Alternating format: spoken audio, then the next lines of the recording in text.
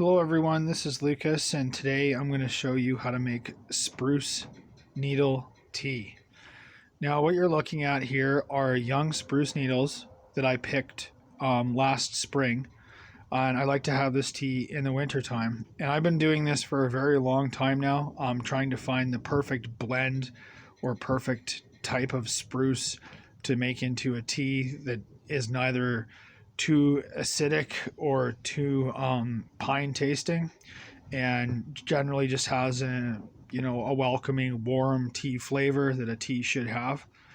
Now people have been eating spruce needles, the ends of them, particularly in the springtime, for a very long time because they contain a large amount of vitamin C. This was something that sailors knew when they came to the first world, and this was one of the things that the natives gave them in order to help cure them of their vitamin C and supplement their nutrition. It was also one of the things that they would bring with them back to the New World when they came back with all their goods that they had traded.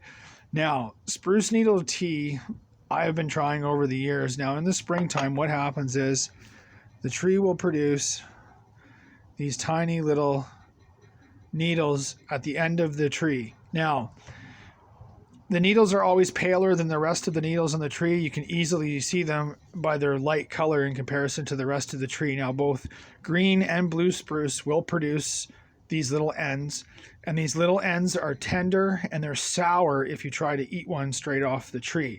Now, the longer they mature, the less sour they are and the more pine tasting they get. Now, picking them is an absolute timing is absolutely necessary. It is the most paramount thing when you make these and pick these and dry these. Now, these have been dried on my dry rack if you saw my previous video, and right now I got some boiling right here in a pot. And you can see it's starting to turn the color a nice green in the pot. Now, I will strain the needles off after this, but this actually achieves a really strange, it goes through a strange process as it's cooking. So right now I have it boiling. I'm going to boil it until I get the water nice and green. You can see I have not very much in there. It looks like a lot, but actually it isn't. It's probably only about 4 or 5 heads that have been crushed up. Sorry, my lines got dirty there. And what I was saying before, picking them and drying them, the timing for picking them has to be absolutely perfect. And what you want is the ones that still have the brown skins on them when they start to emerge from the tree. Okay, anything past that, they're no good. So any of the ones that still have the brown stems on them or pieces of the brown stem are perfect, and those are the ones that you want to dry, and they will make the most amazing tasting tea, one of the most amazing you'll ever have.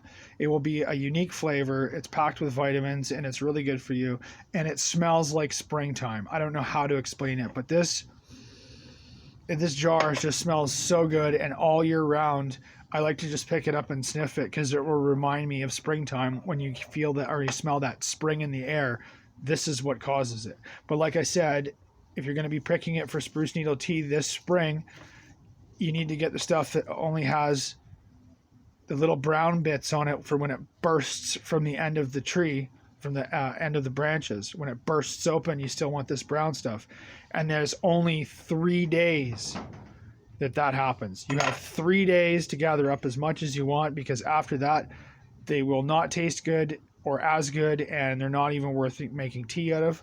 And what will happen with this tea here is you have it boiling. You can see how it's creating that really crazy yellow-green water there. But what will happen is that after I take that off the heat and I allow it to cool a little bit, the mixture will actually turn red, the same color as tea. So it will go through a color transformation. By the time that I get it into probably my 3rd cup, it'll have started to turn red. And the red, the same color as this brown here. So you see this one is still in, this is the kind you're after. This one was still in its pod. See that? It came off.